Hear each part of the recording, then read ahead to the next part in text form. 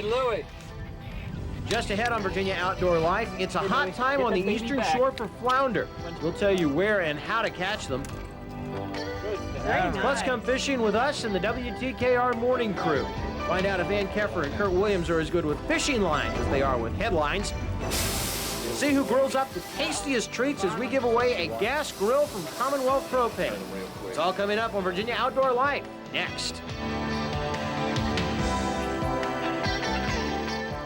Hi, and how are you? Welcome to the show for Saturday, July 13th. This is, of course, Virginia Outdoor Life. I'm Bob Matthews along with Eric Burnley. We hope that everybody made it through the hurricane all right. And, of course, when there is a hurricane warning, most important thing, if you own a boat, you got to get it out of the water. If it's big enough small enough to put it on a trailer or get it in dry storage, get it out of the water.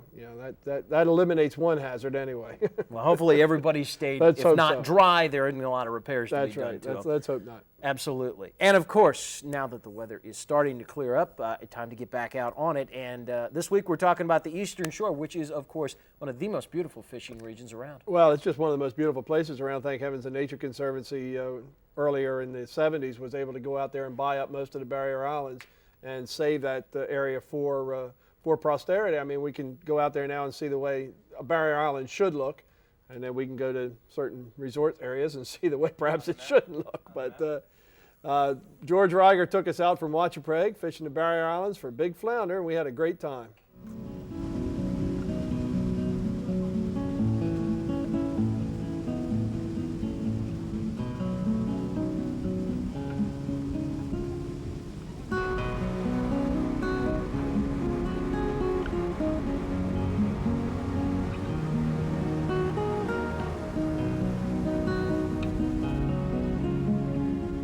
This is called a bait walker rig that was developed for walleye fishing out of Minnesota. It's simply since flounder are sight feeders and they're attracted by the color as much as anything else. But this is a simple little Y design with the sinker molded in, and finally the bait rigs, which is a squid strip and a silver side hooked through the eye, spinner, a little bit of attraction for the fish. But this slides over the bottom and you don't get snagged as often. And even if you get weed, you tend to cluster the weed down at this end and leave the bait end free for the flounder to find. We'll be using two different types of baits. Squid strip is basically for the attraction. We don't think flounder are that smell sensitive. They're sight feeders. That's why they don't bite as well in the evening time or at night. And I use silver sides here. We also be using live mummy chugs or killifish, bull minnows as they're called locally, hooked through the lips usually to keep them alive as long as possible. So sometimes I've been out here and just jigged and managed to do as well, if not better, than my companions. Particularly the larger fish seem to like the jigs a little bit more. Wachaprague likes to think of itself as the flounder capital of the world, but then again, a lot of the Eastern Shore sites here are renowned for their flounder fishing. Chincoteague, we get very good fishing out of Quinby and Oyster. The fish come in from their spawning at the edge of the continental shelf in the late winter, and they move into these bays to spend the summer feeding on the rich variety of things that are in here. A lot of very small bait fishes. It's a nursery ground for a lot of other fishes, so there's a lot of forage in that realm. Crabs, of course, manna shrimp, and usually extremely productive. We, of course, are not as productive as we used to be. Overfishing has once again done its worst.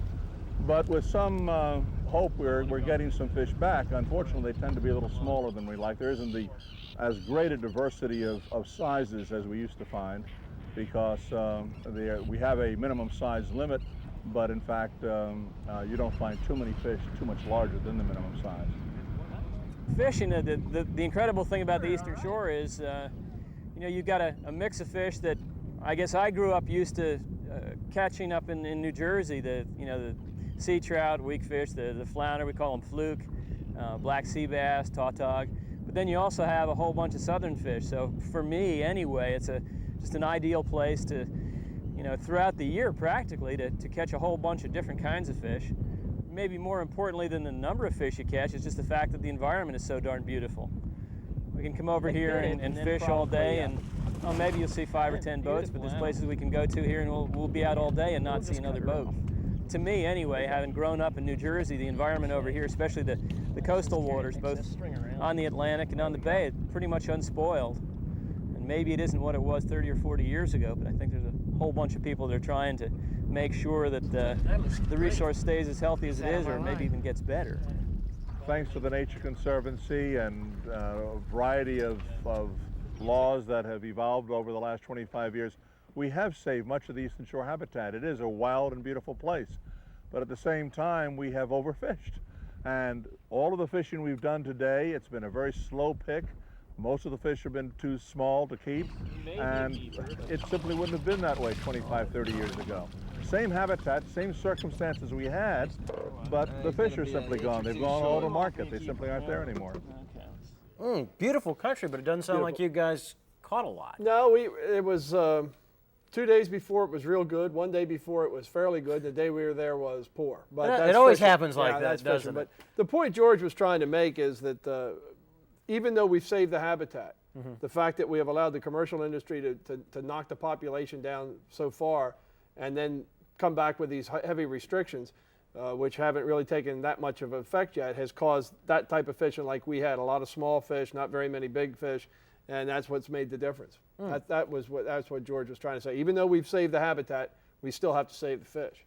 It's a delicate balance. Well, yes, exactly. Now, if you think Eric is a good fisherman, and by the way, if you don't, and we find out we are going to come to your house, you should see some of the other folks around here, like my anchors in the morning, Kurt Williams and Ann Keffer. Captain took them out, and we're going to show you just how they did right after this as Virginia Outdoor Life rolls on. That's not hard to do. Welcome back to Virginia Outdoor Life right here on News Channel 3. Now, you finally lined up a fishing trip with my two partners in crime from the morning show earlier this week. Yes, we did. Now, I know Kurt's an expert fisherman. He loves to go out. He used to go out with Joe Perkins all the time. Oh, okay. Or so he says. He hit it. Did he? That I believe.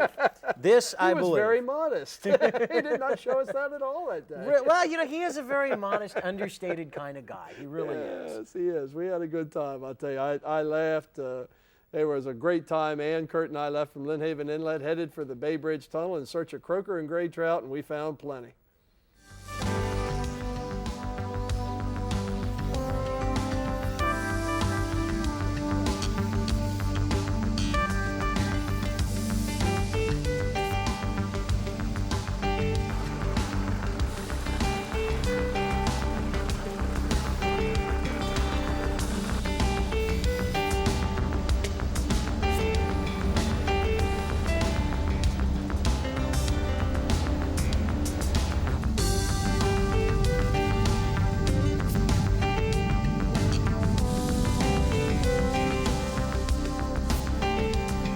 This afternoon, we're out here right off of the concrete bridge, about 35 to 40 feet of water, and what we're going to be trying to do is catch some trout or croaker or whatever we can find down at the bottom.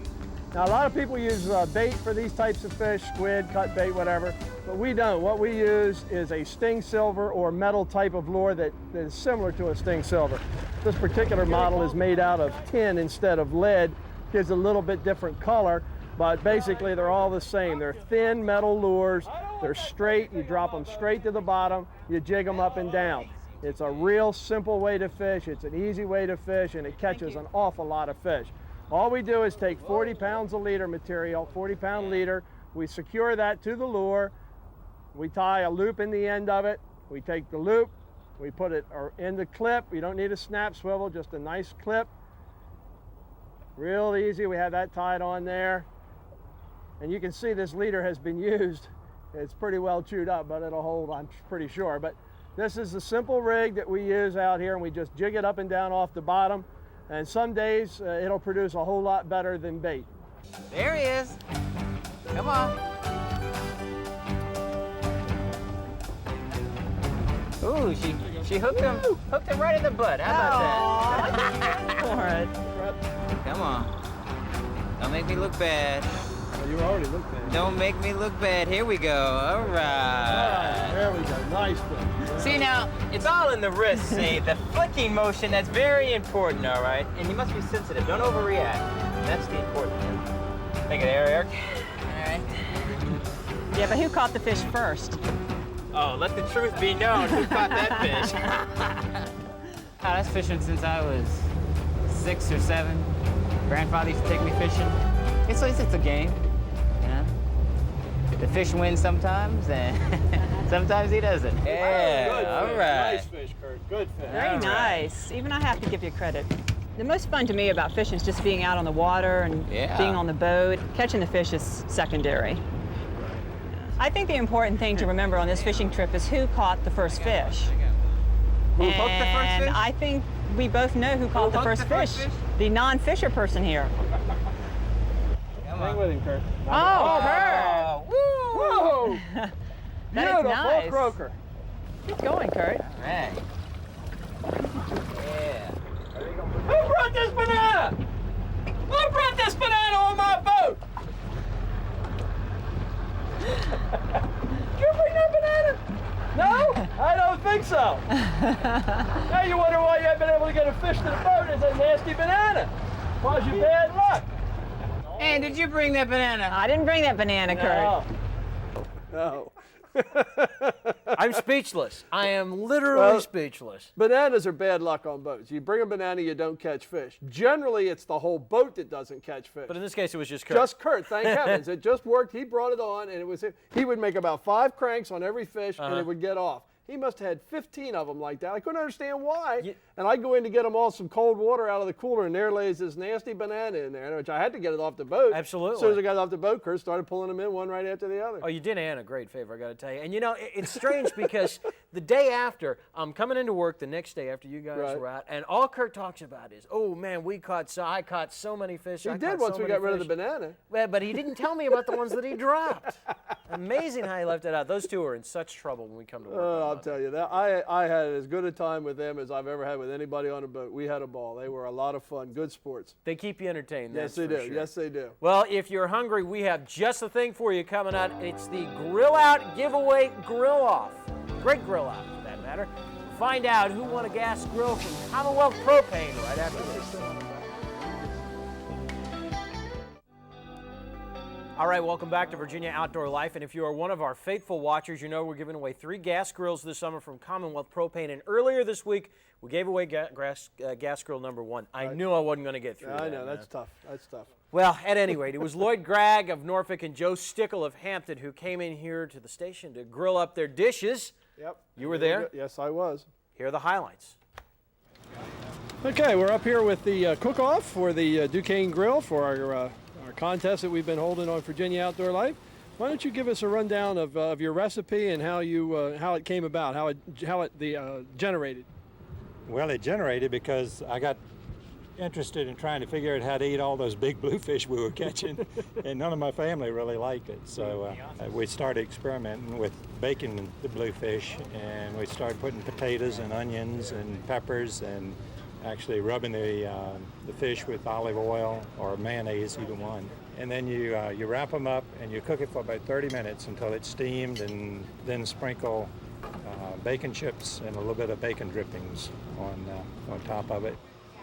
Lloyd, what is your specialty here that you've brought to try out on us tonight? I'm going to cook some Louisiana grilled shrimp, Cajun style.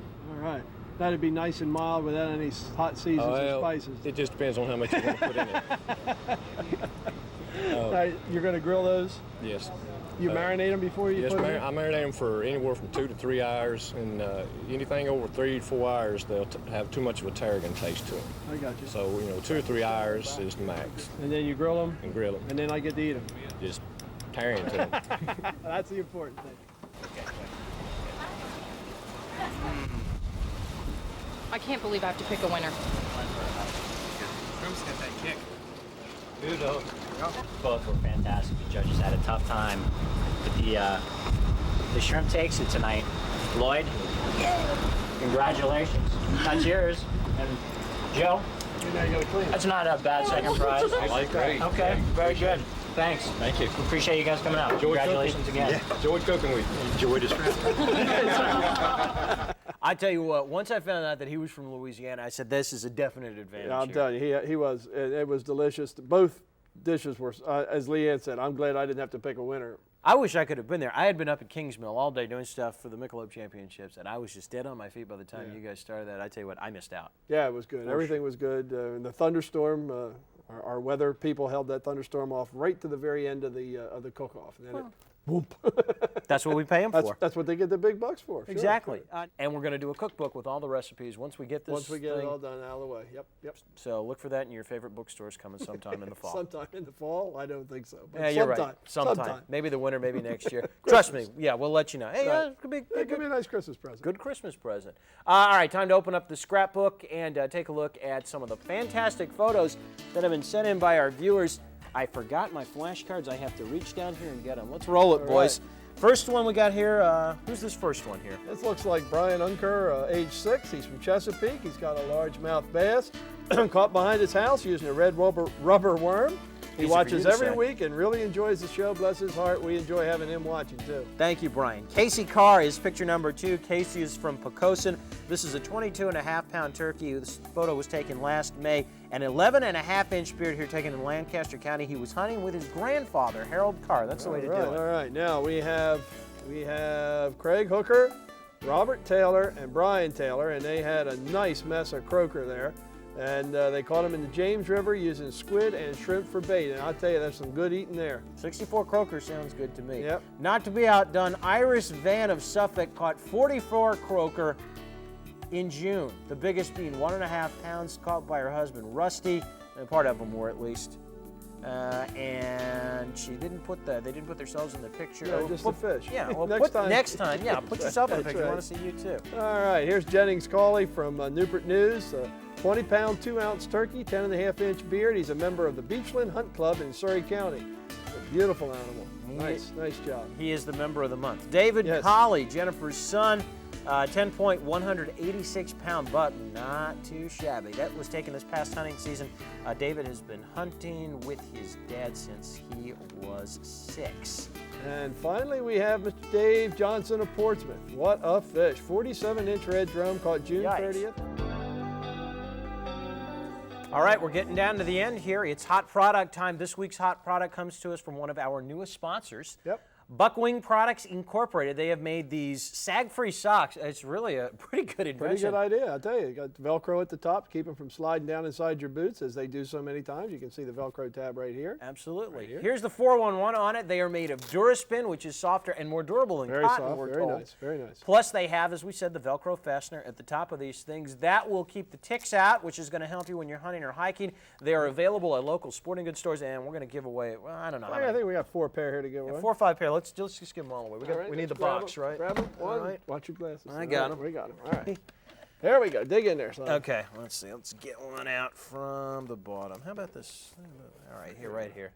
All right, who we got here? Martha Lynch. That looks like Jarrett, Virginia. Jarrett, Virginia. Jarrett, yep. Virginia. Martha, you just won your 5 pairs of Now, socks. yep. Once the storm's moved out, what's the fishing going to be like? Hopefully it'll be fine. The biggest problem we'll have is a lot of fresh. If we get a lot of fresh water, it dilutes the salt, and that can move some of our fish back out into the ocean. But I think we'll be all right. I think everything will return pretty much like it was before the storm. And everything moves out, the seas will go back down to normal Yes. by about Monday or Tuesday. Yeah, I would think. Sunday even. Okay, hey, sounds good. Go out there and wet a hook. Thanks for joining us, and we'll see you next week. Where's Burnley?